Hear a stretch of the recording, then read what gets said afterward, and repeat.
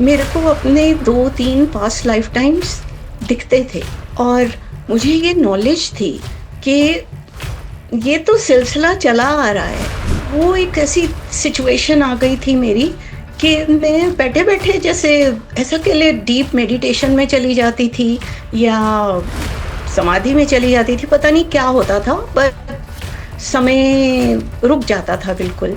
अनहद नाद जैसे शुरू हो गया और मैं सुन रही हूँ कि क्या अजीब सी चीज़ हो रही है। और पहले मुझे लगता था शायद कोई मेडिकल प्रॉब्लम हो रही है मुझे। और अचानक से जैसे मैं ध्यान में चली गई या आउट ऑफ बॉडी एक्सपीरियंस कह लें, कोई दिव्य आत्मा कोई आई और मुझे लेके गई कि मैं तुमको एक इलस्ट्रेशन दिखाता हूँ। तो हमारे यहाँ हिंदी रेडियो स्टेशन आता था, मैं मज़े में सुन रही हूँ। अचानक से गाना बीच में ही बंद हो गया और उसके बाद एक अमेरिकन रेडियो स्टेशन, तो जो अमेरिकन होस्ट था वो कोई एक फ्लोरिडा में कोई आदमी है, उसको कैसे स्पिरिचुअल अवेकनिंग हुई उसकी कहानी वो बता रहा था। अपहिल जा रही हूँ तो और भी सांस फूलने लगी, तो मैं जैसे कॉर्नर तक अपनी कार तक पहुंची तो बस मुझे इतना याद है कि सांस मेरी बिल्कुल अटक रही थी और मैं घबरा रही थी। नेक्स्ट मोमेंट मैं देख रही हूँ कि मैं ट्रैफिक लाइट के सामने हूँ, मैं कार में बैठी हूँ, बिल्कुल कोई स्नो नहीं है, कोई गीला कुछ भी नहीं है, एज इफ कि मैं कार से निकली ही नहीं। एक दिन मैं अचानक जब कार में बैठी तो मेरा रियर व्यू मिरर मुड़ा हुआ था और फिर मैं कार चलानी शुरू कर दी, मुझे अपनी जॉब पे जाना था। पर चलाते चलाते ना एकदम से मुझे ऐसी फीलिंग आई, मैंने पीछे मुड़ के नहीं देखा, मुझे लगा कि मेरी पीछे सीट पे कोई बैठा है और वो हंस रहे हैं। नमस्ते साथियों, स्वागत है आप सबका आज के और एक नए डिवाइन एपिसोड में। आप सबकी डिमांड थी कि रितु मैम, जिनके साथ हमने कुछ समय पहले उनका एक बहुत ही divine out of body experience था, जहां एक आत्मा का परमात्मा से मिलन हुआ, और वो डिवाइन एक्सपीरियंस जब आप तक पहुंचा तो आप सब ने उसे बहुत सराहा, बहुत प्रेम दिया, और आप सब चाहते थे कि रितु मैम पुनः हमारे पास आए और अपने और भी दिव्य अनुभव साझा करें। तो देखिए, रितु मैम ने आप सबकी जो ये दिल की इच्छा थी उसको स्वीकार किया और आज वो फिर से हमारे साथ जुड़ रही हैं। तो चलिए, सबसे पहले इस दिव्य आत्मा का स्वागत करते हैं अपने चैनल पे। रितु मैम, आपका बहुत बहुत स्वागत है फिर से एक बार। बहुत बहुत धन्यवाद मुझे ये आमंत्रण करने के लिए, और आप सब, आपके जितने भी श्रोता हैं, देखने वाले सब्सक्राइबर्स हैं, उनसे जुड़ने के लिए थैंक यू सो मच। और मैंने उनके कमेंट्स भी देखे हैं तो बहुत खुशी हो रही है मुझे। जी थैंक यू। जी। एक एक शुद्ध आत्मा का जो जो परमात्मा के साथ जब मिलन होता है और उसमें जो दिव्य प्रभा और जो प्रेम बहता है, और जब वो और भी दूसरी आत्माओं को छूता है, तो उनके मन में भी वही प्रेम अपने आप ही उमड़ पड़ता है। और वो कमेंट बॉक्स में देखने को मिला। मतलब मैं भी जब पहला एपिसोड हमने शूट किया था तो कोई ऐसी प्लानिंग नहीं थी, उसमें चीजें बहती गई और उस फ्लो में इतना इतना मतलब एक ऐसा कनेक्शन हो गया था कि आपके आपके साथ, मतलब जो पहली बार मिलने से ही मुझे ऐसा लगा था कि कुछ है आपके साथ। कुछ लोगों के साथ ऐसा होता है ना कि कहीं इनके साथ कुछ कनेक्शन है, ऐसा फील होता है। और आज जब पुनः मैं आपसे जुड़ी ना, तो मुझे ऐसा नहीं लगा कि मैं किसी बहुत दूर, किसी यूएस में बैठी किसी लेडी से जुड़ रही हूँ। ऐसा फील होता है जैसे मैं अपनी बड़ी बहन से मिल रही हूँ, और आज फिर हम एक अच्छी प्यार भरी बातें करेंगे। और हम दोनों का मिलना शायद उस परमात्मा की ही कहेंगे कि एक इच्छा है, वरना उनकी इच्छा के बिना कुछ नहीं होता। मेरे एक सब्सक्राइबर हैं जो मेरे इस चैनल से बहुत सालों से जुड़े हैं, उन्होंने मुझे 2-3 बार मैसेज किया था कि आपको पुनः लाया जाए, आपके कमेंट साझा, मतलब जो आपकी जो वीडियो है उसको बनाया जाए, आपके और अनुभवों को लाया जाए। तो मैंने अभी फिर से आपका जो पुराना वीडियो था उसे पोस्ट किया, तो उस पे कमेंट आया कि मैम, मैंने नया वीडियो कहा था, आपने पुराना वीडियो पोस्ट कर दिया। तो मैंने इसलिए पुराना वीडियो पोस्ट किया था ताकि जो नए लोग जुड़े हैं चैनल से वो कनेक्ट कर पाए कि आप कौन हैं और आपके साथ पहले क्या हुआ था, और अब जो हम बात करेंगे तो उससे कनेक्टिविटी बैठेगी। इस पर्पस के साथ मैंने वो पुराना वीडियो पोस्ट किया। तो जो भी लोग इसमें कंप्लेन कर रहे थे उनके लिए मैं उनसे सॉरी कहना चाहती हूँ। बट मेरा मोटिव यही था उस पुराने वीडियो को पुनः पोस्ट करने का, कि जो हम आज जो हमारी वार्तालाप हो रही है उसका पहले वाले के साथ क्या कनेक्शन था, वो एक फ्लो समझ में आ जाए। तो चलिए, आज की फिर से हम शुरुआत करते हैं और आज देखते हैं परमात्मा ने रितु मैम के थ्रू क्या मैसेजेस हम सबके लिए भेजे हैं। ऋतु मैम, आज सबसे पहले कुछ जो पुराने वीडियो में कुछ लोगों ने कमेंट में पूछा था कि सबसे पहले मैं पूछूं कि आपके गुरुदेव कौन हैं, तो आप अपने गुरुदेव का नाम बताएं, और उनकी जो किताब जी है वो भी जी। शायद कई लोगों तक पहुंचेगी तो उनका जीवन बदलेगा जैसे आपका बदला, तो उनके बारे में कुछ बताएं। जी जी जी, मेरे गुरु जी का नाम है स्वामी मोहनदास जी महाराज। मैं योगी राज भी कहना चाहती थी, क्योंकि वो उनके जैसा योग साधना जिसकी पूरी परफेक्शन में है, मैंने आज तक नहीं देखा। तो उन्होंने बहुत सालों तक जंगलों में, राजस्थान के जंगलों में, केव्स में, जो नेचुरल केव्स होती हैं, जहाँ जब उस ज़माने में टाइगर्स होते थे, उस ज़माने में उन्होंने तपस्याएं करी हैं। और 40, तकरीबन 40 साल तक उन्होंने घोर तपस्याएं करी हैं। उनके गुरुदेव बाबा भरतदास जी महाराज, जो टोरडा विलेज राजस्थान से हैं, उनके आदेश पर फिर गुरु महाराज ने सब अपनी मस्ती जंगलों की छोड़ के, और जो वाइल्ड टाइगर्स और लायंस और जितने भी वाइल्ड लाइफ होता था, उनके आसपास जैसे पालतू जानवर होते हैं, वो सब घूमते थे उनके आसपास। तो वो सब छोड़ के उनके आदेश पर फिर वो जालंधर आए, उन्होंने आश्रम बनाया। और उसके बाद जयपुर में भी आश्रम है, और हर की पौड़ी के पास हरिद्वार में भी आश्रम है, और इधर कनाडा में भी आश्रम है उनका। तो उनके साथ मैं तकरीबन 21 साल की थी जब पहली बारी उनके दर्शन हुए मुझे और मेरी लाइफ में आए। तो जो पिछला वीडियो आपने सुना, वो उनके वो तो इंडिया में ही होते थे, वैसे ट्रैवल बहुत करते थे वो, पर मीडिया में नहीं आते थे, बहुत कम। अभी 2010-11 के अराउंड उन्होंने यूट्यूब पर कुछ वीडियोस डाली, गिनी चुनी, अपने आप को जैसे बिल्कुल छुपा के रखते थे वो। इतनी इतनी शक्तियां जो आप इमेजिन भी नहीं कर सकते, वो सब हमने देखी हुई हैं, कि मरे आदमी को भी जिंदा कर सकते हैं कुछ, मतलब अगर मैं वो एक अलग से पॉडकास्ट हो जाएगा उनकी।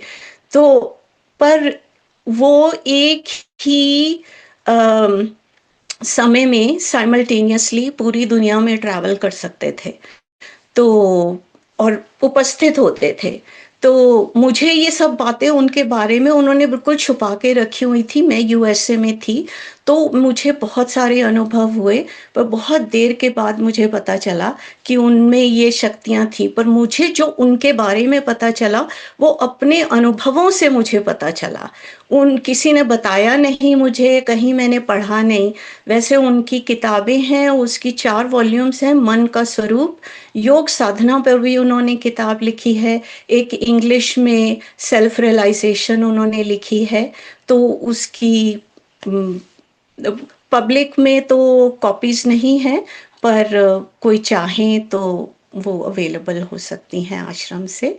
तो मैं जो अनुभव बताना चाह रही हूँ, वो कुछ तो हैं जो बाद में हुए गुरुजी से। उन्होंने खुद ही मुझे गुरु मंत्र दिया, दीक्षा दी। मुझे पता भी नहीं था गुरु कौन होते हैं, दीक्षा क्या होती है। उन्होंने मुझे दीक्षा भी दी, और बस उसके बाद फिर मैं यूएसए आ गई थी। पर उन्होंने मुझे कहा कि जब मैंने उनसे प्रश्न पूछा कि गुरुजी, ये स्वर्ग नरक क्या कोई वास्तविक होता है? सब लोग कब स्वर्ग जाना है, नरक जाना है, उसकी बात करते हैं।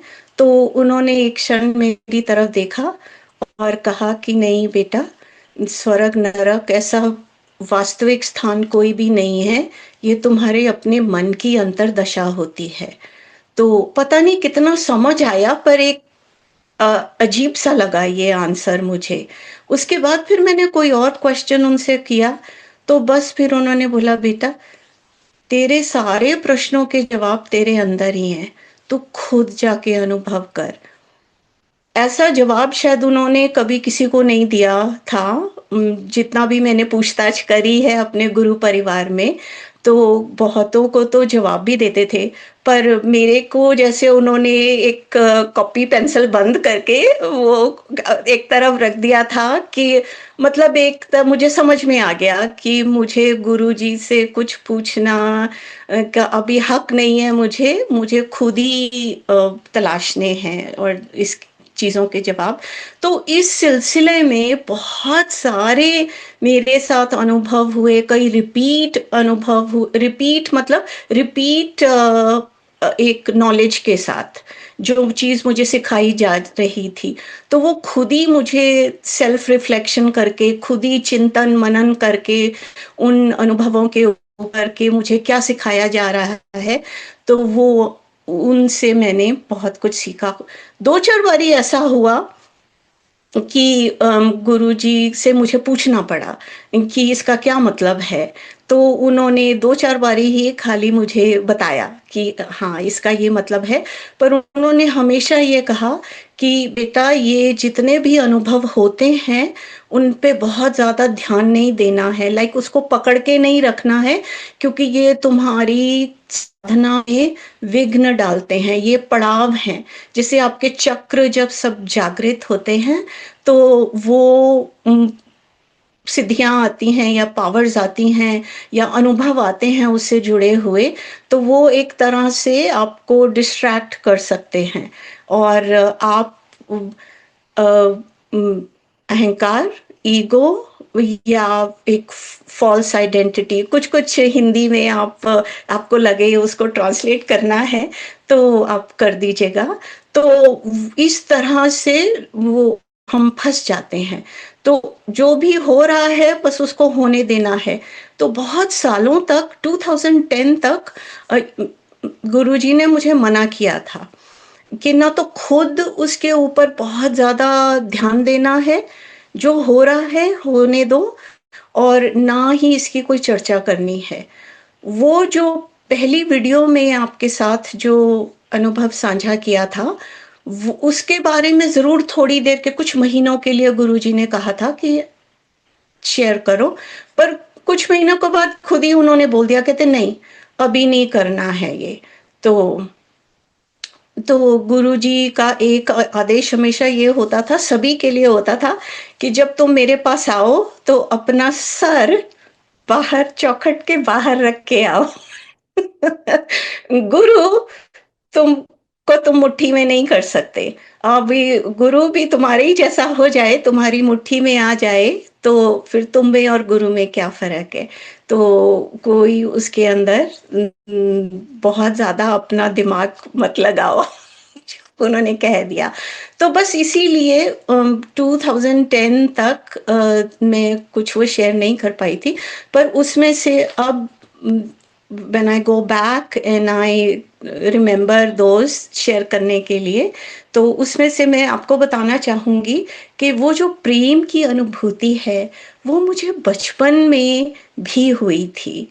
तो मैं थोड़ा-सा डिस्क्राइब करने की कोशिश करूँगी। मैं बचपन से ही जैसे 5, 6, 7 साल, 8 साल की एज में ही बिल्कुल अचानक से जैसे एक हौका उठता है या जैसे बहुत अच्छी हवा चल रही है या कुछ ऐसे नेचर में मैं पेड़ के पास में खड़ी हूँ, तो एकदम से ऐसे जैसे बहुत दूर से मैं तो आसमान की तरफ देखती थी कि बहुत दूर से एक कोई अनजानी शक्ति है, जो जैसे मतलब उसमें इतनी तड़प है और उसमें इतनी तृष्णा है कि एक जैसे आवाज़ है, आवाज़ जो हम कानों से सुनते हैं वो नहीं, पर एक वो चुंबक की तरह जैसे खींचती है मुझे और जैसे मुझे बुला रही है कि मेरे पास आ, तू हम अलग क्यों हैं? हम अलग क्यों हैं? तू मेरे पास आ।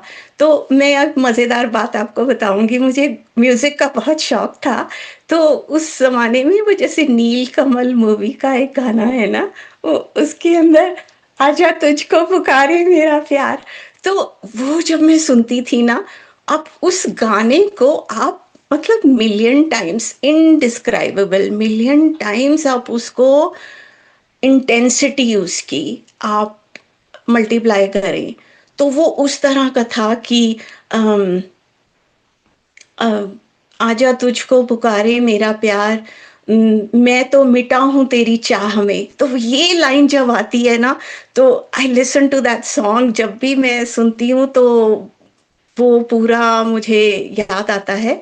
मैं तो मिटा हूँ तेरी चाह में, अब तो चली आ तू इस पार, इस तरह से। और फिर मैंने उदित नारायण जी का गाना सुना, उसमें एक लाइन है इस तरह से, घर आजा परदेसी, तेरी मेरी एक चिंदड़ी। तो और ऐसा, और फिर मीराबाई का गाना, घूंघट के पट खोल तुझे पिया मिलेंगे।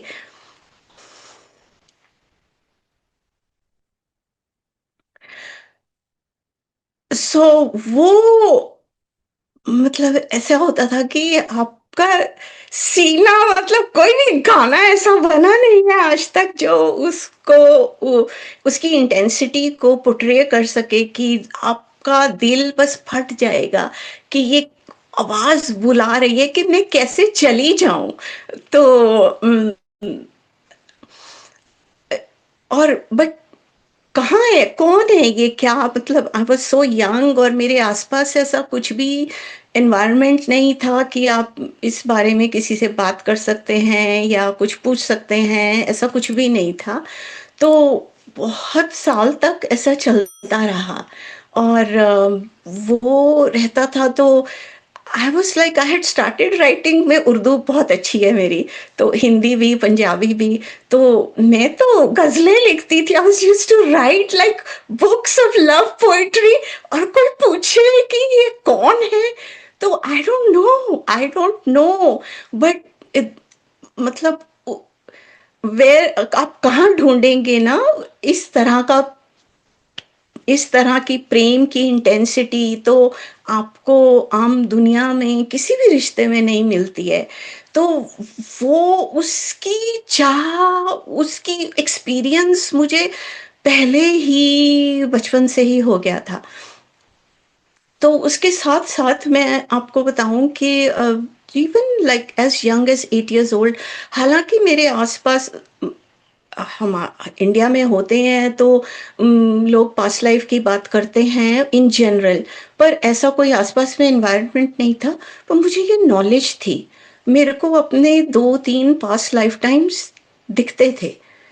और मुझे ये नॉलेज थी कि ये तो सिलसिला चला आ रहा है, और हम कुछ सीखते हैं, और हम पूर्ण शक्ति हैं, पावर हैं, लाइक हमारे पास पूरी शक्ति है। अब हालांकि जो मेरा ह्यूमन माइंड है वो इस बात को नहीं समझता था, पर अंदर से मुझे ये नॉलेज थी कि हम पूरी शक्ति हैं, पर उस शक्ति को किस तरह से यूटिलाइज करना है हमारी ह्यूमन जर्नी में, ये इसका विवेक, विजडम हमारे पास नहीं है। तो वो हम सीखने के लिए आए हैं।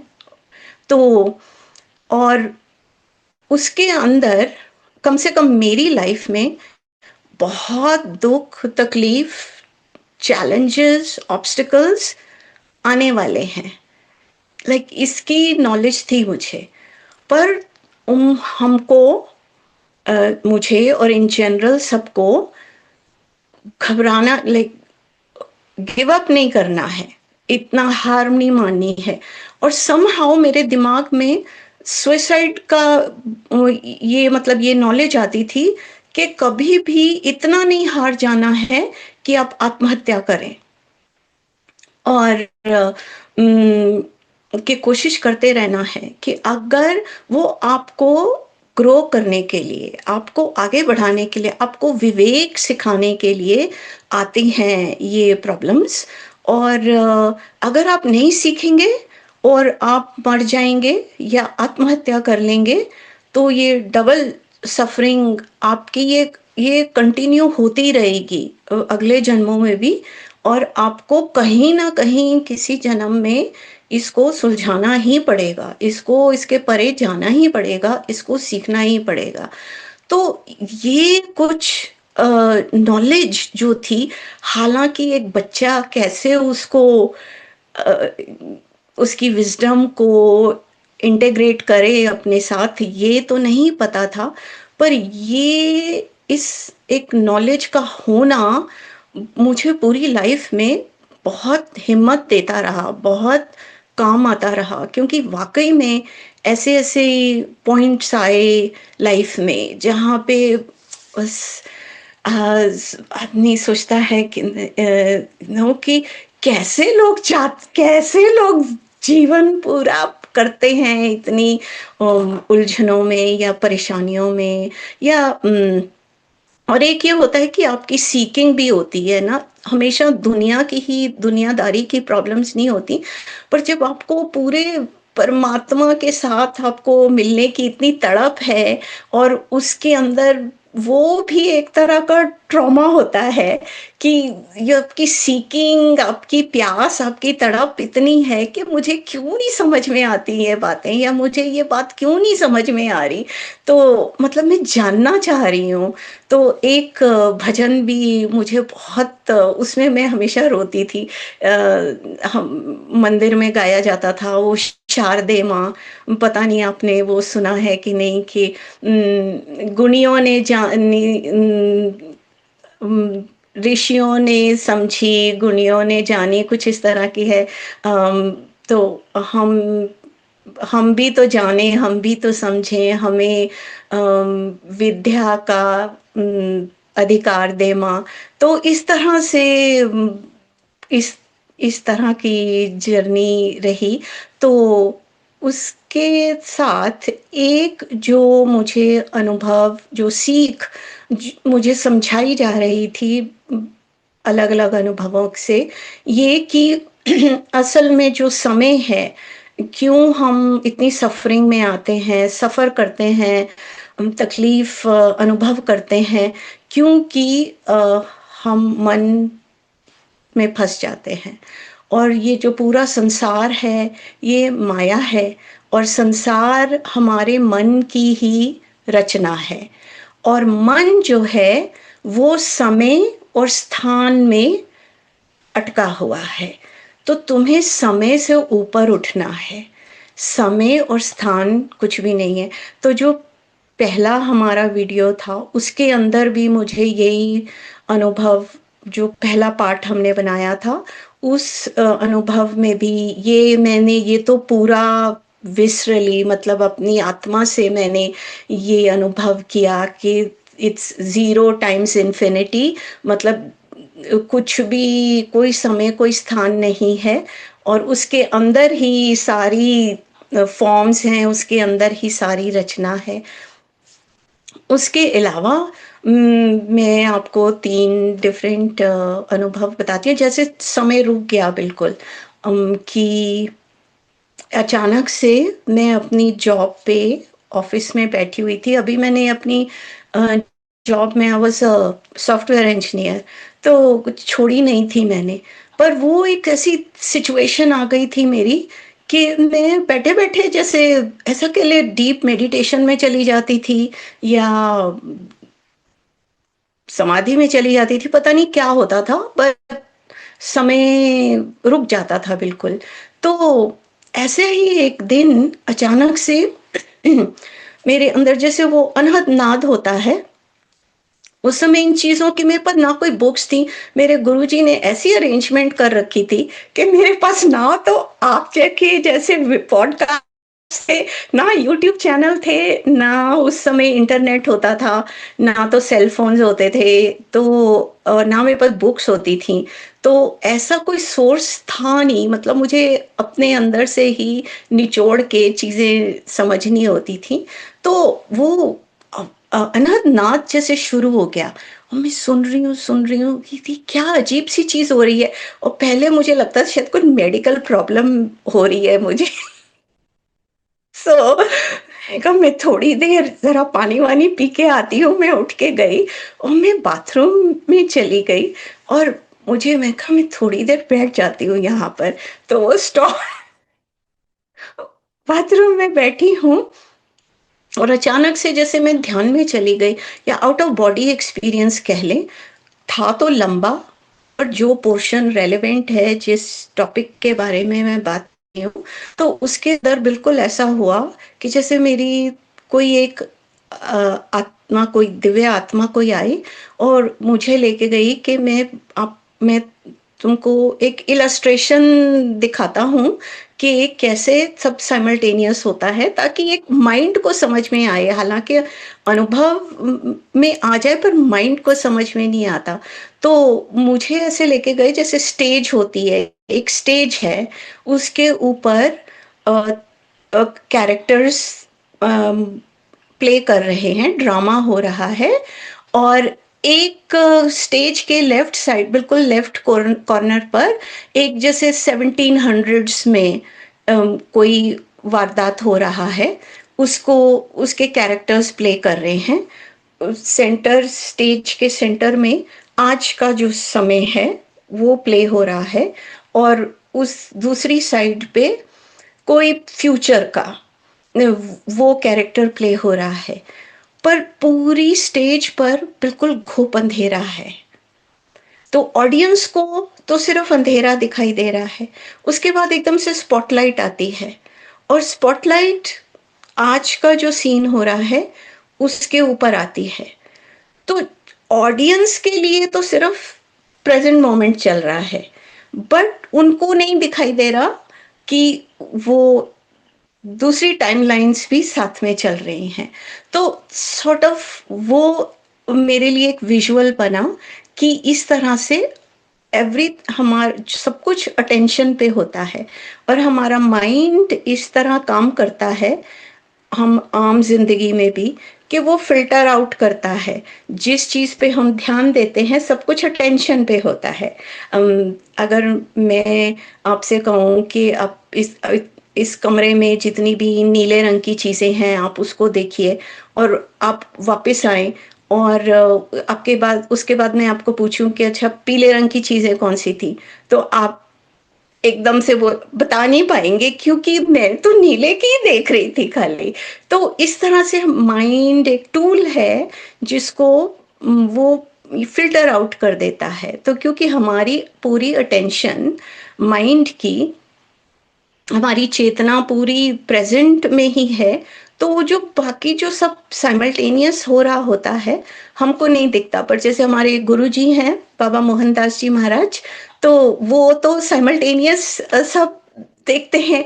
आपको देखते ही आपके पूरे पिछले जन्मों का लेखा जोखा उनको पता होता है, उसी हिसाब से वो आपको दीक्षा मंत्र देते हैं, आपका पोटेंशियल जानते हैं कि कहाँ पे ये भटकी हुई है और कहाँ पे ये अटक सकती है।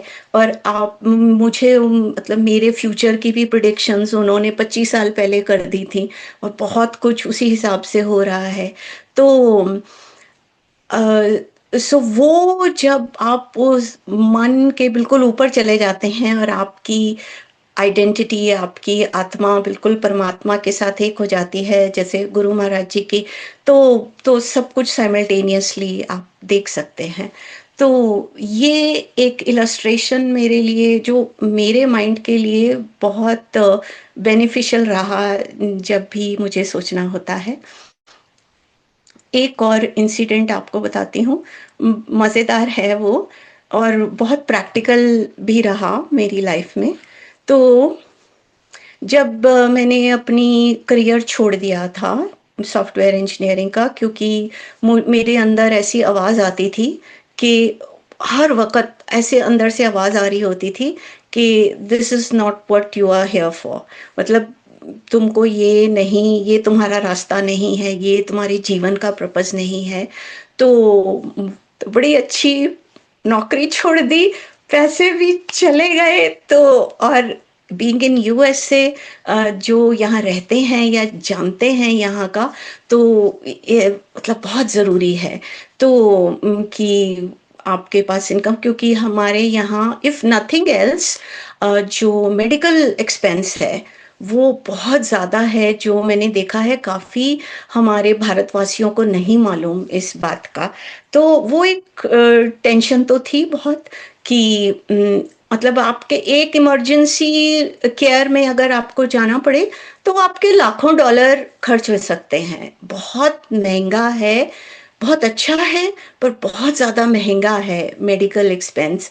तो एक नौकरी होना आपके पास ज़रूरी है, क्योंकि वो उससे आपको मदद मिलती है हेल्थ इंश्योरेंस के लिए।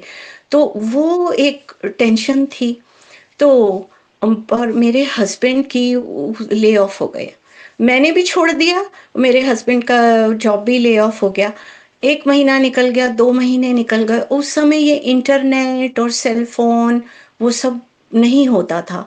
तो आपको ऑन फुट जाके पुराने स्टाइल में आपको जॉब ढूँढनी है। 2 महीने निकल गए, तो घबराहट हो रही थी कि ये कैसे चलेगा, कितनी देर ऐसा चलेगा। तो मतलब अब दिमाग में आना शुरू हो गया, मैंने कहीं गलती तो नहीं कर दी कि मैंने अपनी अंतरात्मा की आवाज़ जो मुझे बोल रही थी, ये मेरा रास्ता कैसे हो सकता है? मतलब इतनी परेशानी में मैं कैसे कुछ कर सकती हूँ? मैंने शायद गलत सुना, पर मैंने कहा नहीं, मेरे को गुरुजी पे विश्वास भी कर रखना है। और इतना गलत कैसे हो सकता है? कुछ-कुछ मेरे को ऐसे-ऐसे और साइंस मिले, मैं गुरुजी से प्रार्थना करी मन में। ऐसे नहीं कि जॉब लग जाए, ऐसा मैंने दुनियादारी की जो प्रॉब्लम्स हैं, उसके लिए मैंने कभी प्रार्थना नहीं करी। मेरे गुरुजी ने पहले ही मुझे बता दिया था कुछ माँगना नहीं। तो इसीलिए वो तो था ही नहीं, वैसे भी नहीं था। पर ये था कि मुझे मेरा मार्गदर्शन करो कि मैं सही रास्ते पे चल रही हूँ या नहीं चल रही हूँ, या मुझे ये थोड़ी देर के बाद करना चाहिए था। तो ये मेरी उलझन थी। तो उस सिलसिले में क्योंकि अब मैं घर पे हूँ, तो हमारे यहाँ हिंदी रेडियो स्टेशन आता था, पर वो इतना उसका सिग्नल इतना वीक था कि वो ना बड़ी मुश्किल से वो पुराने वाले रेडियो होते हैं ना, तो वो सुई आपको मैनुअली हिलानी होती है, तो वो इतना वीक था वो उसकी फ्रीक्वेंसी कि वो जरा सा भी हिल जाए उसकी सुई गलती से भी ना, तो वो सुनाई नहीं देता था। पर जब टिक जाए आपकी सुई तो बहुत अच्छी मज़ेदार गाने आते थे उसके अंदर। तो मैंने अपने किचन में ना वो रखा हुआ था। तो बस मैं फिर फाइनली एक स्टेज पे मैंने अपना मन बना लिया। मैंने कहा ठीक है गुरुजी, मैं आपके हाथ में देती हूँ। मैंने ना बिल्कुल चिंता छोड़ देनी है 1 हफ्ते के लिए। फॉर 1 वीक आई विल मैंने छोड़ दी ना अगले मंडे तक। अगर कुछ भी नहीं हुआ ना, तो मैं तो जैसे वो मान लो कि फ्राइडे था, सैटरडे, संडे, फिर वो पूरा हफ्ता था। मैं बोला अगले मंडे तक तो मैं आई कॉल बैक अपने ऑफिस में, मैं वापस कॉल करके I will ask them for my job back. उन्होंने पहले ही मुझे कह दिया था कि any time you want to come back let us know.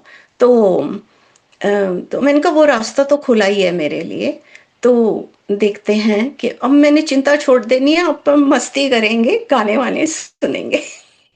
तो मैं किचन में खड़ी हूँ, मेरे हस्बैंड गए हुए थे, गाना चल रहा था, मैं मज़े में सुन रही हूँ। अचानक से गाना बीच में ही बंद हो गया और उसके बाद एक अमेरिकन रेडियो स्टेशन, जो मैंने आज तक कभी नहीं सुना था, और वो एक स्पिरिचुअल रेडियो स्टेशन था। आप हँसेंगे, मैं आपको नाम उसका बताऊँगी, किक बट रेडियो। ये तो इतना मज़ेदार है, किक बट रेडियो। और वो भी जैसे ऑलरेडी स्टेशन चल रहा था, तो वो जब ट्यून इन हुआ, वो ऑटोमैटिकली जब आवाज़ आनी शुरू हुई, तो जो अमेरिकन होस्ट था, वो कोई एक फ्लोरिडा में कोई आदमी है, उसको कैसे स्पिरिचुअल अवेकनिंग हुई, उसकी कहानी वो बता रहा था। उसकी पूरी लाइफ स्टोरी बता रहा था। तो वो एकदम से मेरी अटेंशन उसने ग्रैब करी। कोई ऐसा-वैसी कुछ होता तो मैं कहती शायद पता नहीं फ्रीक्वेंसी हिल गई, मुझे वापस गाना लगा लेती। पर इट ग्रैब्ड माय अटेंशन और मैं कहानी सुन रही हूँ। फिर उसके बाद उसने बोला कि अच्छा आप अभी 1 मिनट वेट कीजिए, हम एडवर्टाइज़मेंट ब्रेक में जा रहे हैं, I will be right back, और मैं अपनी स्टोरी को कंटिन्यू करूँगा। मुझे तो अरे ये क्या हुआ इस आदमी के साथ क्या हुआ, फिर क्या हुआ? तो एकदम से एडवर्टाइज़मेंट आया एक कंपनी का कि आप अपना रेज़्यूमे फैक्स करिए हमें जॉब के लिए, और हम उसको 500 एजेंसीज़ जो हेड हंटर, जो जॉब प्लेसमेंट एजेंसीज़ होती हैं, हम उसके पास उनके पास भेजेंगे। क्योंकि उस ज़माने में ऐसे इंटरनेट, ईमेल वग़ैरह ऐसा नहीं होता था, तो हम वो fax machines and all that companies के पास ही होती थी, घरों में तो होती नहीं थी। तो पर मैंने कोई ध्यान नहीं दिया, मेरा ध्यान उसमें था कि ये कब एडवर्टाइज़मेंट खत्म हो और कहानी फिर से शुरू हो। तो पर वो लूप में चल रहा है। एडवर्टाइज़मेंट फिर दोबारा से आया, फिर 3 बार ये आया। ऐसा कैसे होता है कि, और बड़ा रेलेवेंट जब तीसरी बारी आया, मुझे एकदम से लगा, मैंने कहा ये क्या मतलब हुआ? तो लाइक ये मेरी जैसे अटेंशन लेने के लिए चल रहा है। तो पर फिर मैंने इग्नोर कर दिया क्योंकि वो लोग पैसे माँग रहे थे। मेरे को पता नहीं कोई है भी कि नहीं, सही कि नहीं है। वी ऑलरेडी अभी इतनी पैसे की तंगी चल रही है, 2 ढाई महीने हो चुके हैं, और तो पता नहीं मेरे हस्बैंड भी एग्री करेंगे कि नहीं, कि गुस्सा ही ना हो जाए कि पहले अपनी जॉब भी छोड़ दी। पता नहीं दिमाग पहले ही हिला हुआ है इसका, और अभी मुझे कुछ और मुसीबतों में डाल रही है, अलग अजीब सी बातें कर रही है। तो आई सेड नो, मैंने इग्नोर कर दिया। फिर वो कहानी शुरू हुई फ्लोरिडा वाले आदमी की, और इट्स लाइक ये किक बट रेडियो। मैं कहा ये तो बड़ा मजेदार रेडियो स्टेशन है, पता नहीं मैंने कब इतने सालों से मिस कर दिया, कभी सुना नहीं, कभी किसी फ्रेंड ने, किसी ने कुछ भी इसके बारे में बात नहीं करी। उसने फिर ब्रेक ली, वो फिर से एडवर्टाइजमेंट शुरू हो गया।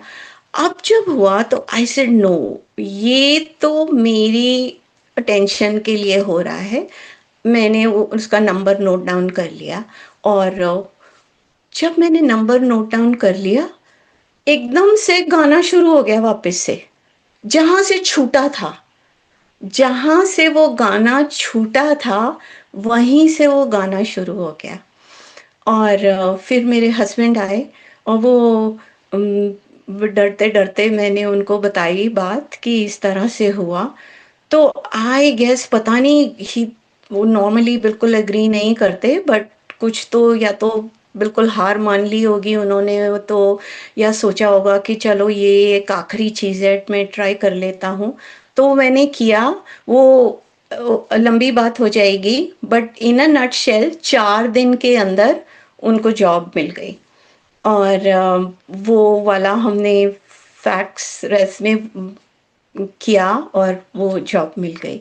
और वो वाली job like for rest of his career वहाँ पर वो कंटिन्यू हुई, और and he loved that job.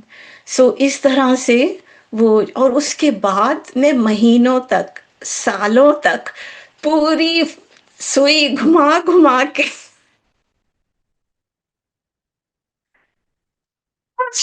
Radio station नहीं मिला। मैंने तो कोई भी छोड़ा नहीं होगा। और उसके बाद जब इंटरनेट भी आया, मैंने चैट जीपीटी से भी पूछा ये किक बट रेडियो कहाँ पे है।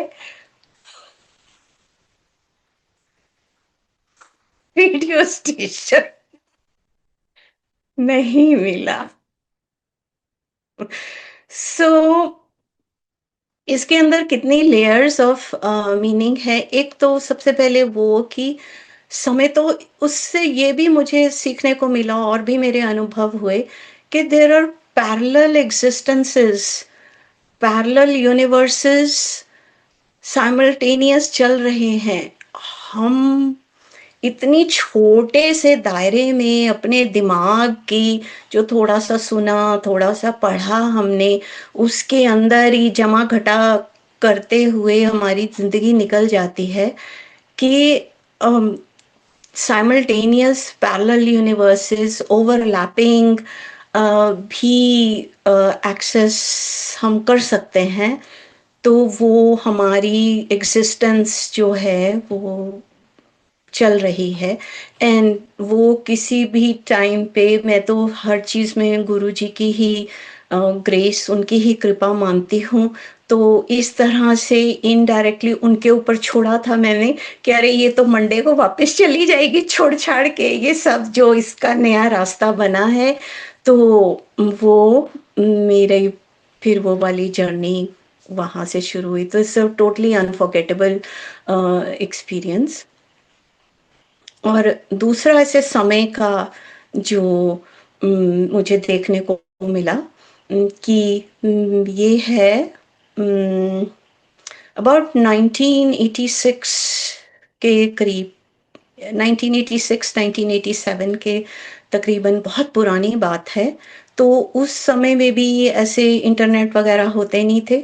तो जहाँ पे मैं रह रही थी अपस्टेट न्यूयॉर्क में, तो वहाँ पे बहुत ज़्यादा बर्फ़ पड़ती है, मतलब 2-2 3-3 4-4 फीट बर्फ़ पड़ जाती है। तो मैं बिल्कुल नई-नई वहाँ पे गई थी, तो पहली जॉब मेरी लगी थी। तो मुझे इतनी बर्फ़ का अनुभव नहीं था, पता भी नहीं था कि क्या प्रोटोकॉल्स होने चाहिए। तो मेरा जो ऑफ़िस था वो तकरीबन मेरे अपार्टमेंट से तकरीबन ऐसे कह लें कि अगर ट्रैफ़िक नहीं है, और वो ऐसी सड़क थी कि जैसे एक हाईवे की तरह, हाईवे नहीं था, पर हाईवे की तरह एक खुली-सी बियाबान सी सड़क थी वो बिल्कुल। और उसमें आस-पास घर वग़ैरह कुछ भी नहीं थे। 10-15 मिनट तक आप चलाते रहो। क्योंकि जिस ऑफ़िस के लिए मैं काम कर रही थी, उनकी वहाँ बहुत बड़ी काफ़ी एकड़ के लैंड पर फैक्ट्री थी। उनका जो ऑफ़िस था उसमें मेरी जॉब थी। तो क्योंकि वो आप रेज़िडेंशियल ज़ोन में नहीं हो सकता, तो वो बहुत कमर्शियल ज़ोन में अलग से जाके था। तो वहाँ पे मतलब इतनी चौड़ी सड़क, वहाँ पे ज़्यादा 18 व्हीलर्स ही ज़्यादा उस सड़क पर चलते थे, जो बड़े-बड़े ट्रक होते हैं। तो आपको दूर मीलों तक कोई दिखाई नहीं देगा। तो वो फैक्ट्री की टाइप की जगह थी। तो और वो ढलान, वो काफ़ी ऊपर-नीचे हिली एरिया है वो। तो मेरा जो मुझे जाना था थोड़ा ऊपर की चढ़ाई को जाके, फिर मैं सड़क पे जाती थी, और उसके बाद मेरे को काफ़ी ढलान पे जाना पड़ता था, तब वो ऑफ़िस था। हो गई स्नो, मुझे पता नहीं था, और मैं बहुत, मुझे ऑफ़िस, मुझे तो ऑफ़िस पहुँचना है। मैंने कभी स्कूल में मैं बड़ी अच्छी बच्ची थी, कभी स्कूल में मैंने एब्सेंस नहीं करी, कभी छुट्टी नहीं मारी। चाहे बुखार हो, चाहे कुछ भी हो, मैं जाती थी, स्कूल जाती थी। तो वही मेरा वर्क एथिक भी ऐसा ही रहा कि नहीं, चाहे कुछ भी है, ऑफ़िस तो जाना ही जाना है। पर ये जान का खतरा है, 4 फीट स्नो के अंदर नहीं जाना चाहिए, ये मुझे नहीं पता था। तो मैं निकल गई, और मैं इतनी स्नो, और वो क्योंकि जो आम सड़कें होती हैं ना, उसके अंदर वो सॉल्ट वगैरह डाल के जो सिटी के ट्रक्स होते हैं, वो थोड़ा रास्ता बना देते हैं कि, पर इसमें कुछ भी नहीं था। तो मेरे को कम से कम 45 मिनट लगे वहाँ तक। अब मैं वो ढलान में नीचे स्नो तक नहीं जाना चाहती थी, तो मैंने कार वहीं साइड पे रख के, मैंने कहा मैं नीचे, कोई भी नज़र नहीं आ रहा। तो मैं किसी के स्नो पर भी पाँव के निशान भी नज़र नहीं आ रहे, तो मैं नीचे पैदल चल के जाती हूँ। आधे रास्ते तक मैं पहुँची, अब ना तो प्रॉपर कपड़े डाले हुए, जो बर्फ़ के लिए चाहिए होते हैं, ना टोपी, कुछ ऐसा भी नहीं डाला हुआ। तो जब ठंड लग गई मेरे चेस्ट को, लंग्स को, तो साँस अटकने लग गई मेरी बिल्कुल ना। तो आधे रास्ते तक पहुँची, तो दिख तो रहा था कि खाली पड़ा है, क्योंकि ढलान थी, तो ऊपर से सब नज़र आ रहा था एरियल व्यू से कि कोई भी नहीं है। कहते अरे ये तो वापस चलो भाई, मैं तो गलती से यहाँ आ गई, ये तो खतरा है। तो अभी साँस भी नहीं आ रही है, तो अब वो साँस अटक रही है उसके अंदर, अब मैं वापस अपहिल जा रही हूँ, तो और भी साँस फूलने लगी।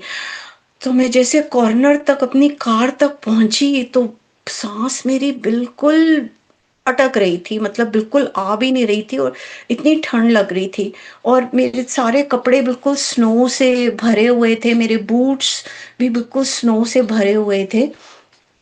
और मैं सांस ऐसे कर रही हूँ, मैं दूर तक देख रही हूँ, कोई भी मैं कोई ट्रक आ जाए, कुछ तो मेरे को नज़र आए कि मैं मदद माँगूँ उनसे, कि मेरे को तकलीफ़ हो रही है, पर कोई नज़र नहीं आ रहा था।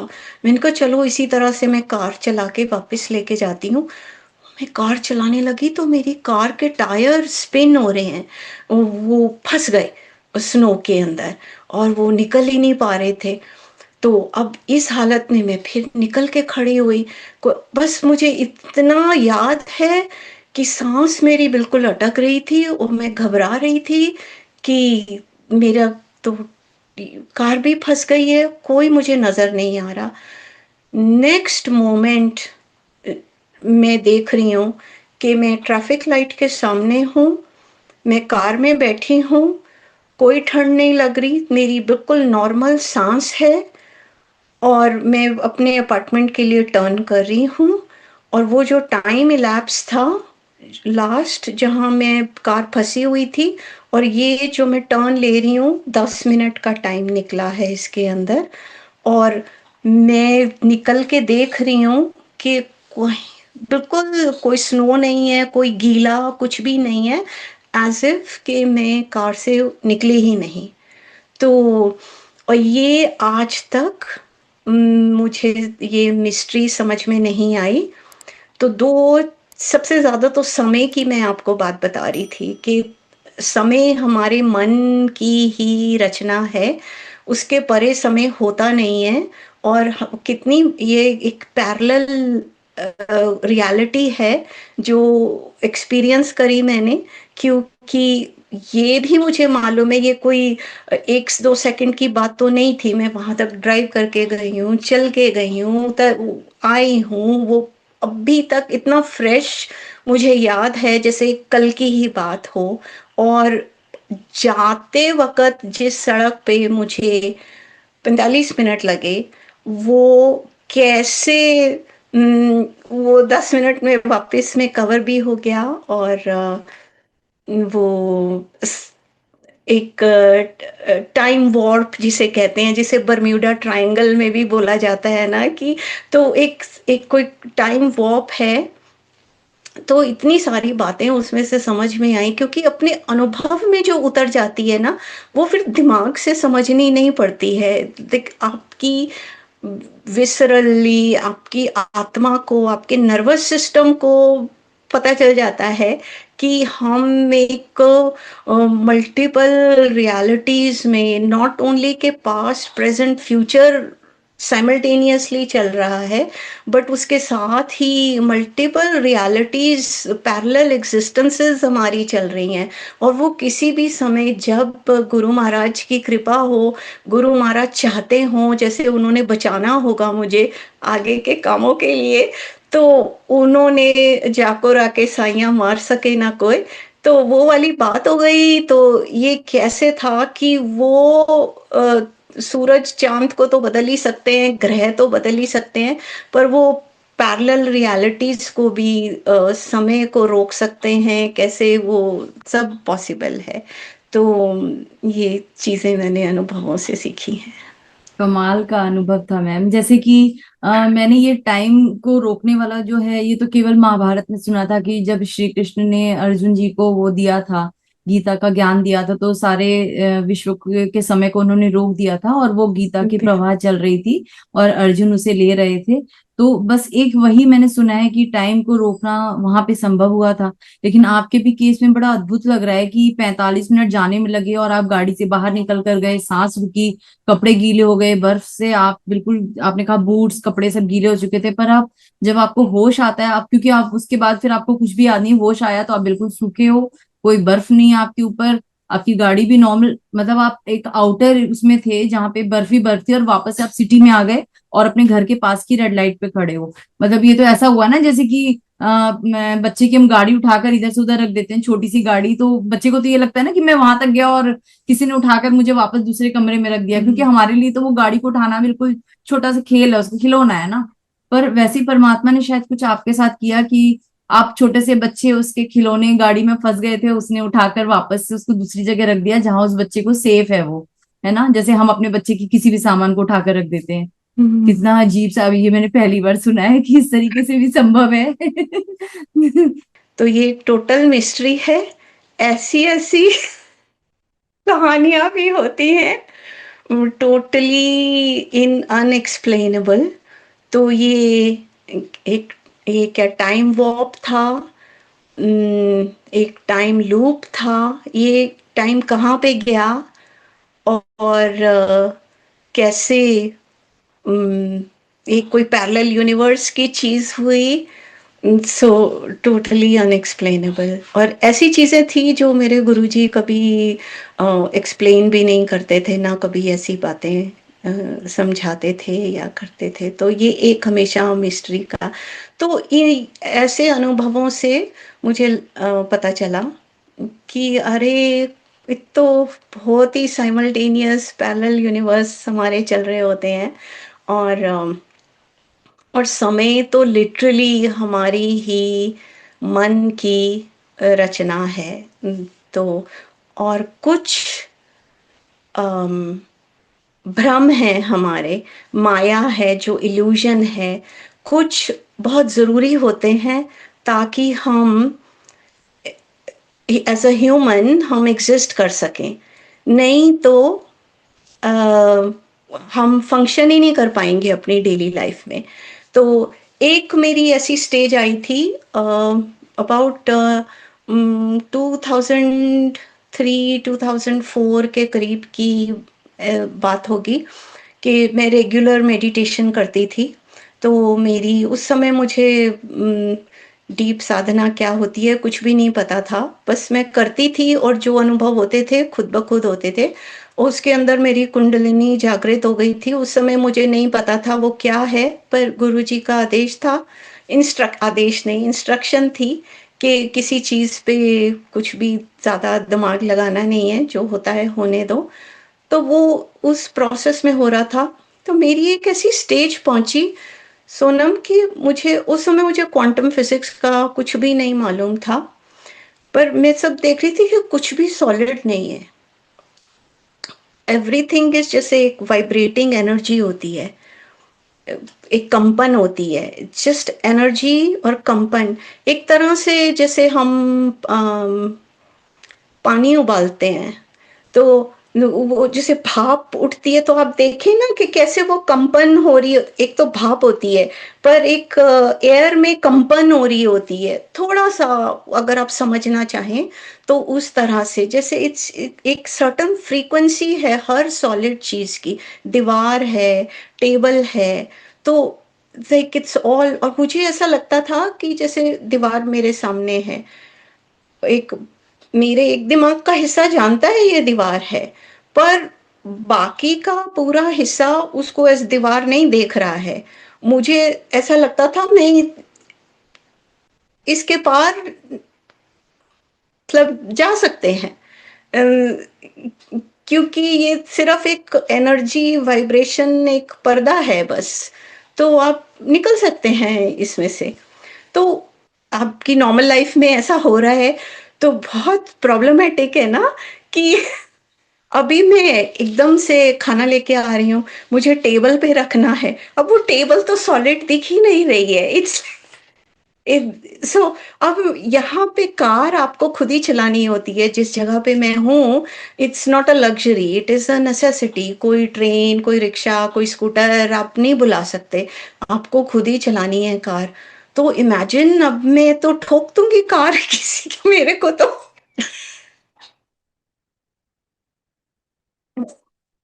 so,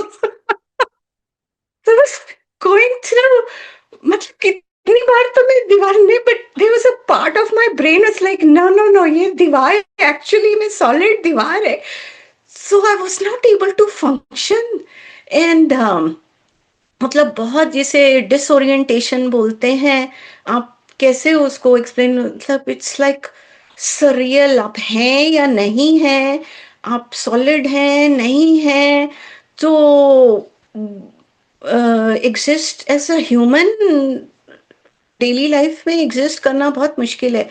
तो मुझे रिक्वेस्ट करनी पड़ी कि आत्मा से कह लें, परमात्मा, गुरु जी से कैसे भी कह लें कि ये तो बड़ा मुश्किल है। लाइक आई नो कि ये भ्रम है हमारा कि हमको सब कुछ सॉलिड दिखता है, क्योंकि अब तो मेरे को समझ में आ गया, मुझे दिखा कि हर चीज की अलग फ्रीक्वेंसी होती है। और सब एज ह्यूमंस भी हम सबकी अलग फ्रीक्वेंसी होती है, हम हर अलग फ्रीक्वेंसी पे वाइब्रेट कर रहे हैं। तो एक सेकंड के अंदर जैसे एक नॉलेज आपके अंदर ओपन होती है कि ओ, कि हमारा जो स्पिरिचुअल ग्रोथ है, हम जो सीकिंग करते हैं, हम जो अम, तपस्या करते हैं या साधना करते हैं, उससे हमारी फ्रीक्वेंसी शिफ्ट होती है। तो ultimately like everything is energy.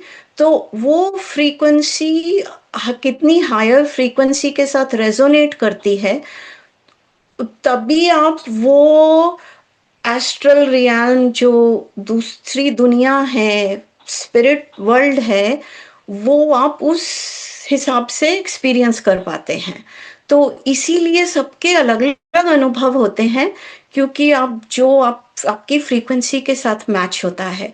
So like ये सब चीजें तो वो मेरे को बंद करना पड़ा अपने अंदर, एक रिक्वेस्ट डाल के कि इस तरह से।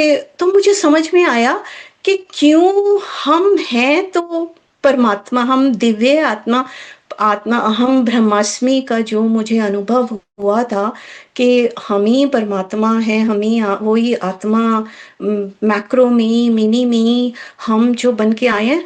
हमको ये कुछ तो हम माया जाल में फंस जाते हैं, पर कुछ हमको ह्यूमन एक्सपीरियंस, ह्यूमन एग्जिस्टेंस को अनुभव करने के लिए कुछ जरूरी भ्रम हैं जो पकड़ के रहना पड़ता है हमको। तो खैर, to go back to that, मुझे बहुत साल के बाद जब मैंने क्वांटम फिजिक्स के बारे में जाना, तो उसके अंदर मैंने समझा कि उसमें एक्सप्लेन किया गया है कि everything is a frequency, that nothing is solid, और हर इट्स ऑल स्पेस। तो एटम्स के बीच में भी वो सारा स्पेस होता है। सो दैट इज व्हेन काफी साल के बाद फिर I was able to relate जो मुझे अनुभव उस समय हुआ था। तो तो कई बारी जो इंटरनल नॉलेज होती थी, वो कई बारी बाहर से मुझे इस तरह से उसकी वैलिडेशन मिलती थी। तो ये एक एक्सपीरियंस हुआ कि मैं कार में रियर व्यू मिरर होता है, तो उसमें मैं बैठती थी। एक दिन मैं अचानक, मैं जब कार में बैठी, तो मेरा रियर व्यू मिरर मुड़ा हुआ था।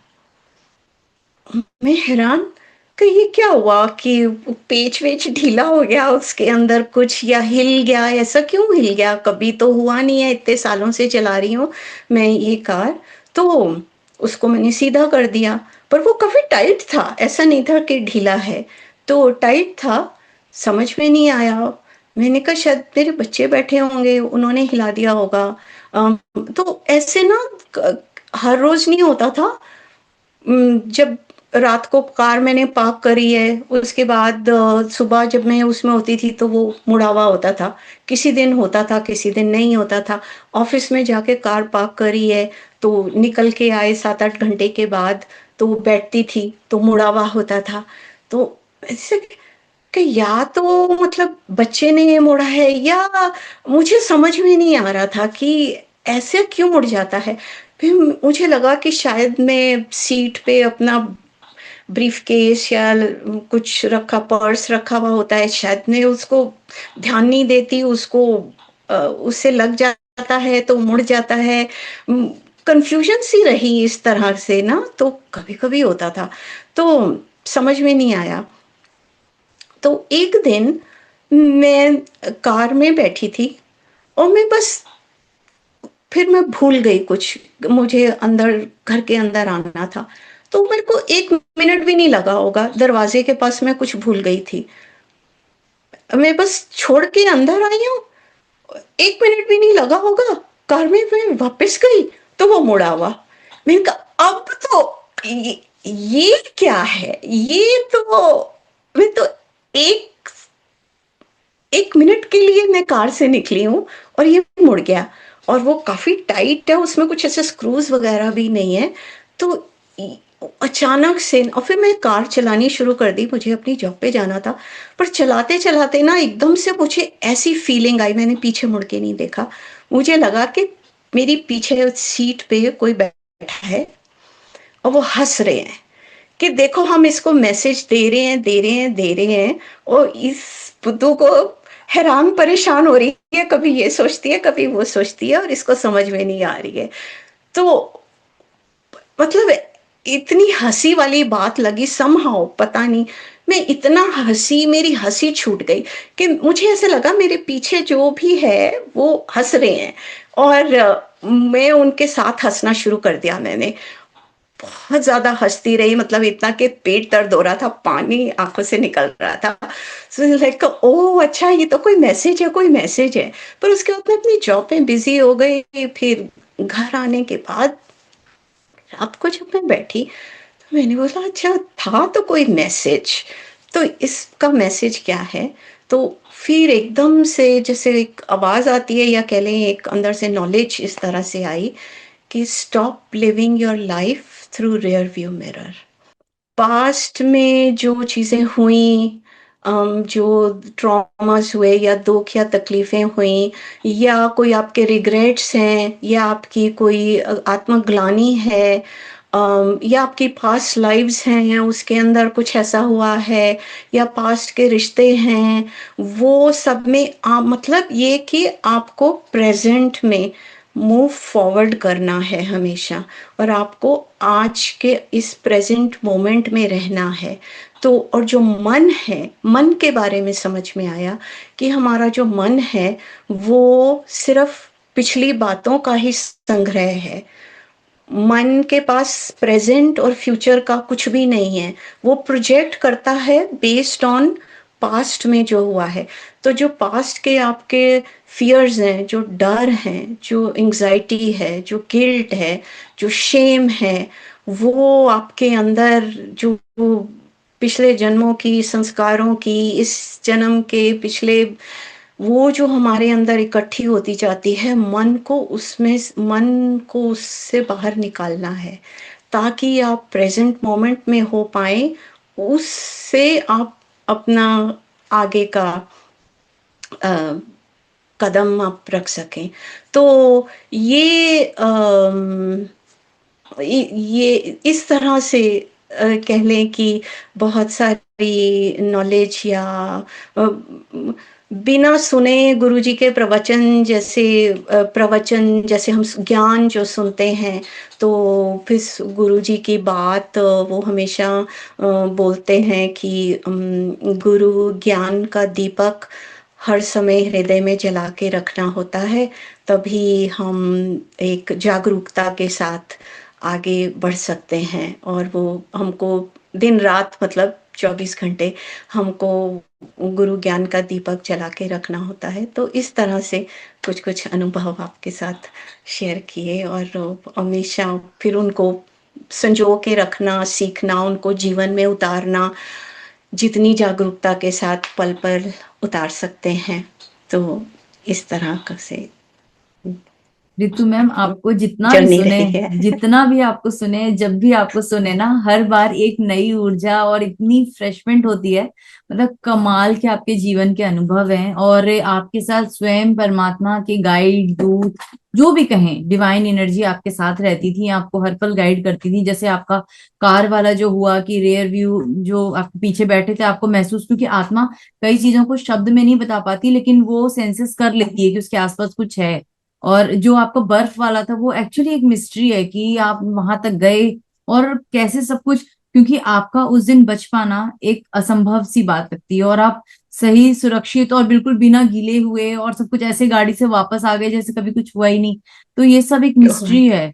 और कहते हैं ना कि हर मिस्ट्री को सॉल्व कर पाना इतना इंसान के बस की बात नहीं है, क्योंकि ऊपर बैठा जो जादूगर है ना, उसके पास इतनी सारी चड़ियां है ना, जादू की वह ऐसे घुमाएगा कि आप नहीं समझ पाएंगे। ये दिमाग तो बस यहीं की चीजों में ही फिरता रहता है। और जब मैं ये आपकी चीजों को सुन रही थी, आपके जीवन के एक्सपीरियंस, तो ऐसा मुझे फील हो रहा था कि कॉपी पेस्ट हो रहा है। जैसे आपकी लाइफ के कुछ चैप्टर्स ऐसे थे जो मेरी लाइफ में भी सेम, जैसे जेरोक्स कॉपी। तभी मैं कह रही थी ना कि आज मैंने आपको अपनी बड़ी बहन के शुरुआत जब मैंने की थी, मुझे तो आपकी लाइफ के बारे में नहीं पता था, पर मैंने संबोधित किया कि आप मेरी बड़ी बहन की तरह हैं और मैं आपकी से कुछ सीखने के लिए हर बार जुड़ रही हूँ। जब आप अपने एक्सपीरियंस बता रहे थे, मुझे ऐसा लग रहा था ये क्या बोल रही हैं, ये तो मेरी लाइफ का पार्ट है, ये इन्हें कैसे पता, इनके साथ कैसे घट रहा था, ये तो मेरे साथ घट रहा था। और सच बता रही हूँ, आपके एक्सपीरियंस सुन के ना मुझे ऐसा लग रहा था कि बस आप बोलते रहो, इसलिए मैं कभी डिस्टर्ब नहीं करती, मुझे लगता है आप बोलो, मैं सुन रही हूँ। क्योंकि मुझे लगता ही नहीं कि मैं चैनल क्लिक कर रही हूँ, मुझे लगता है ये मेरे लिए हो रहा है, मुझे सुनना है। वाह। मेरे व्यूअर्स मुझे पागल ही समझते होंगे, मेरा बेटा तो वैसे भी मुझे पागल करार दे ही चुका है। मेरे गुरुजी एक मजेदार बात कहते हैं पंजाब, क्योंकि पंजाबी में बोलते हैं ना, गल बात को गल बोलते हैं ना, कि गल हैगी है, क्या बात है ना। तो गुरुजी बोलते थे, क्योंकि जलंधर में आश्रम उनका है, तो पागल, जैसे पागल है कि पागल है, पागल का मतलब है जो गल पा गया, वाह। जिसको असली बात समझ में आ गई, जिसने पा लिया। पागल बहुत शुभ अवस्था है। वाह, आज देखिए एक पागल नया ही वर्ड अच्छे हो। सीखने को मिला। तो गुरुजी जैसे बोलते हैं, जब तुम्हारे अंदर की ज्योत जल जाती है, तो तुम्हारा काम ये है कि ज्योत से ज्योत जलाते चलो, प्रेम की गंगा बहाते चलो।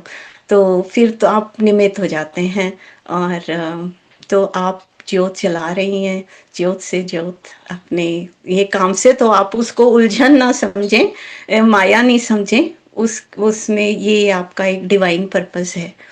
जी मैम, बहुत सुंदर आपने बात कही। अच्छा मैम, मैं आपसे ऐसे ही चलते चलते, बस बहुत समय लिया मैंने आपका, मैं बस यही पूछना चाहूंगी कि आप भी तो ध्यान करते होंगे, तो क्या आप ग्रुप मेडिटेशन वगैरह करते हो? जैसे अगर हमारे चैनल पे लोग जुड़े हैं, मैं हूँ या मेरे चैनल के और भी जो ध्यानी लोग हैं इस चैनल पे, अगर हम जैसे साथ में बैठकर जूम पे कर भी करना चाहें, यूट्यूब पे नहीं जूम पे, तो हम कभी ऐसी पॉसिबिलिटीज हैं कि आपके साथ करें? क्योंकि आपकी ऊर्जा बहुत अच्छी, जब से मैं आपके सामने बैठी हूँ ना, एक अच्छी सी जैसे फ्रेश एयर आती है ना, ऐसी फ्रेश वाइब्स आ रही है मुझे। अब पता नहीं लोग इसको कितना समझेंगे कितना नहीं समझेंगे, बट एक जैसे होता है ना, कुछ कुछ गेस्ट के साथ बैठ के ना, एक एनर्जी लेवल शिफ्ट होता है, अब बोलने का मन नहीं करता, वैसी अवस्था हो रही है अभी, जैसे ध्यान में जाने से पहले होती है। तो मैं वही, मतलब पता नहीं कोई बैठना चाहे चाहे, मैं चाहूंगी कि मैं आपके साथ जूम पर जुड़ूं और हम ध्यान साथ में करें, ताकि जो मेरी भी हर्डल्स हैं, जो ब्लॉकेजेस हैं ना, वो क्लियर हो, और जो पाथ है ना वो स्मूथ बने। बिल्कुल। तो क्या ये बिल्कुल। पॉसिबल है? आप, हाँ, और मैं आपसे रिक्वेस्ट भी करना चाहूंगी। मैं पहली बार कर रही हूँ हरिद्वार में, हर की पौड़ी के पास जो मेरे गुरुजी का आश्रम है। उन्होंने महासमाधि 2013 में ले ली थी, पर उनकी जो अस्थियां और जो उनका वो सब मूर्ति, वो सब हरिद्वार आश्रम में लगी हुई है।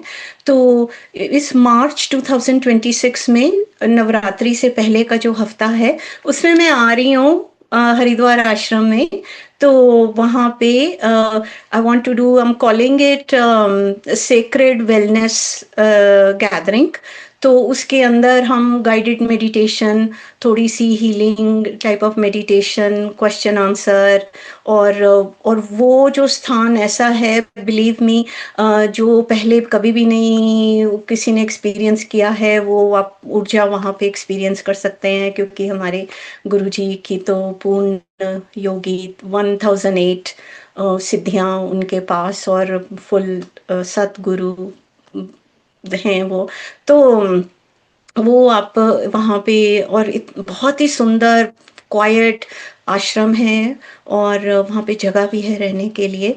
तो वहाँ पे अगर आप बता सकें अपने श्रोताओं को, क्योंकि अगर कोई कांटेक्ट करना चाहते हैं, या क्वेश्चन आंसर या ऐसे डिस्कशंस भी करना चाहते हैं, तो वो इन पर्सन हरिद्वार में आके मार्च में, वो मेरी वेबसाइट पर आप मैं डाल दूंगी, जो एड्रेस है, फ्लायर है, तो वहाँ पे आ सकते हैं। बट डेफिनेटली बिफोर दैट हम जूम पे कर सकते हैं। And I would love to do, पता नहीं आप क्या कॉन्सेप्ट है आपके माइंड में, पर हम गाइडेड मेडिटेशन, आप मतलब क्या आप कॉन्सेप्ट सजेस्ट करते हैं? बहुत ही अच्छा रहेगा, हम ज़ूम पे कर सकते हैं।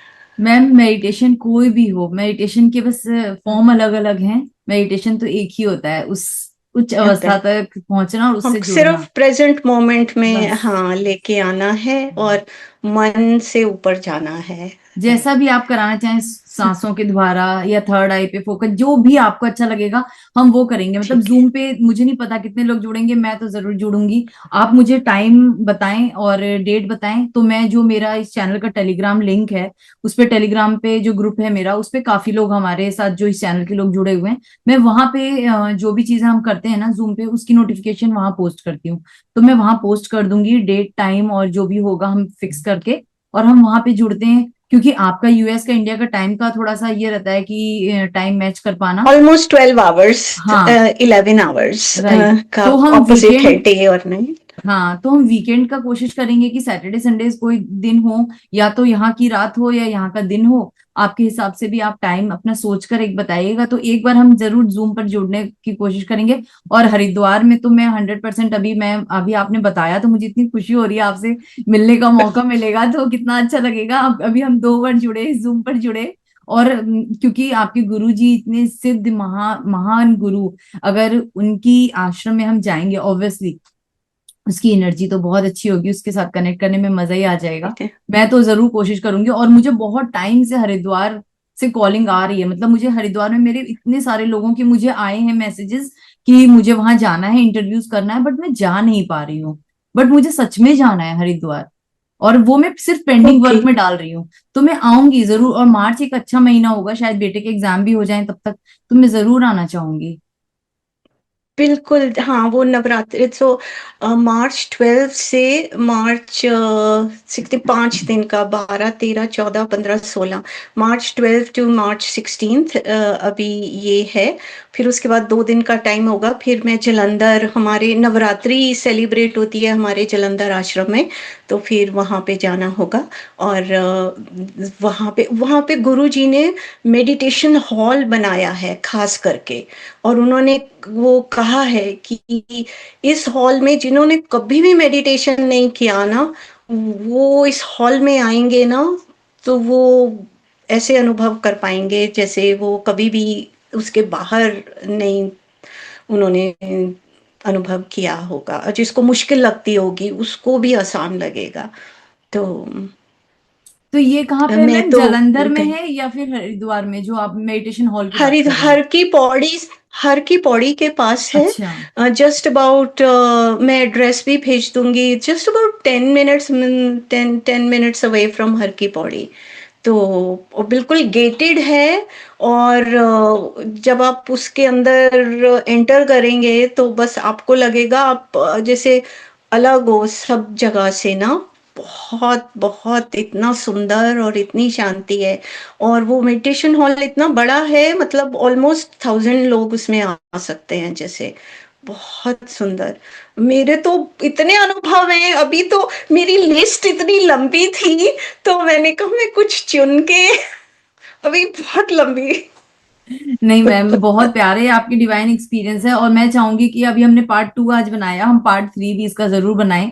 अब व्यूअर्स के ऊपर, अगर व्यूअर्स कहेंगे तो जरूर आपके साथ फिर अगर जुड़ूंगी, वो और पार्ट कहेंगे। थ्री भी जरूर हम शूट करेंगे। और नहीं, अगर व्यूअर्स की डिमांड होती तो पर्सनली आप मुझे सुनाना, मैं सुनूंगी अपने लिए। ठीक है, बहुत तो बहुत मैं अच्छा आप, लगा। Thank you so much. मेरा तो वैसे ही it's gives me so much energy and enthusiasm कि कोई सुनने वाले, कोई इतने प्यार से सुने, इतनी श्रद्धा से सुने। It is so beautiful. मैं कितनी कितनी बारी मैंने अपने आंसू रोके हैं। It's so beautiful. तो ये आप बता देंगी कि हरिद्वार में कोई आना चाहता है, क्योंकि कुछ लोगों के मैसेजेस मुझे आए थे, तो कई बारी थ्रू मैसेजेस वो बात नहीं हो पाती है। तो हम्म। अगर वो वाकई में इंटरेस्टेड हैं तो वो नहीं नहीं, पक्का मैम, पक्का। और जो जो एक सच्चा ध्यानी होगा ना, वो आप जैसी एनर्जी के साथ जरूर कनेक्ट होना चाहेगा। और गुरुजी के वो जो आश्रम में, जहाँ गुरुजी ने जो हॉल बनवाया है, जहाँ आप कह रहे हो कि बहुत डिवाइन एक्सपीरियंसेस होते हैं, तो बहुत सारे ध्यानी हैं जिनको ध्यान में मेहनत लगती है, या जो वाकई एक अच्छे ध्यानी है, जो गहराई में जाना चाहते हैं, वो जरूर आएंगे। वो गुरुजी के ऊपर छोड़ दीजिए, गुरुजी स्वतः ही उन्हें ले आएंगे। और उनमें से एक मैं ले भी हूँ, अभी आएंगे। से हैंड रेस कर रही हूँ, प्रेजेंट सर। तो मैं आपको बताना चाहती हूँ, ये भी गुरुजी की प्रिडिक्शन थी कि बहुत नए लोग जुड़ेंगे। और मैं सोच रही थी कैसे जुड़ेंगे, कहाँ से जुड़ेंगे, मैं तो घर पे बैठी हुई हूँ, मैं यहाँ बैठी हुई हूँ। और देखिए, सो सी, ऐसे यू आर चोजन, ऐसे निमित्त बनते हैं। तो मैं तो कब से सोच, मुझे शायद 15-20 साल पहले गुरुजी ने बताया था ये बात। तो मैं जब से सोच रही हूँ कि कैसे होगा, कैसे जुड़ेंगे। मेरी कोई मार्केटिंग नहीं है, मेरा कुछ the way you do YouTube channel ऐसा कुछ भी नहीं है। But look. नहीं मैम, अगर गुरुजी ने किसी चीज के लिए कहा है तो वो होनी ही है, क्योंकि वो फ्यूचर देख सकते थे। शायद उन्होंने अपने फ्यूचर में मुझे भी कहीं देखा होगा, तो उन्हें पता होगा ये पगली आएगी और इस तरीके से जोड़ेगी सबको। तो मेरे घर में तो मुझे पागल करार दे चुके हैं, तो मुझे बहुत खुशी होगी ये पागल कुछ अच्छा काम चलो, कर जाए। पागलों, पागल मिलके बैठेंगे सारे, हम भी पागलों में ही गिने जाते हैं। तो गुरुजी कबीर का भी गाते हैं, तो कबीर की माँ भी तो उनको पागल ही बोलती थी ना, कि कबीरो, कबीरो बिगड़ गया रे, बिगड़ बिगड़ गयो रे, कबीरो बिगड़ गयो रे। तो उनकी माँ ऐसे ही बोलती थी, तो हम सब बिगड़े हुए हैं। जी मैम, बहुत बहुत धन्यवाद आज के लिए। बहुत मजा आया आपसे जुड़ के। हंसी मजाक भी हुई और कितनी सारी गहरी बातें भी हमने की। और इसी से पता चलता है ना कि ये जो परमात्मा का रास्ता है ना, इसके लिए सीरियस होकर जाना जरूरी नहीं है। हंसते मुस्कुराते मैं तो खेलते बिल्कुल कूदते भी आप सीरियस नहीं हूँ। पहुंच जाएंगे। ठीक है, thank you ma'am, thank you so much. Thank you so much. Bye bless ma'am. You. Bye bye.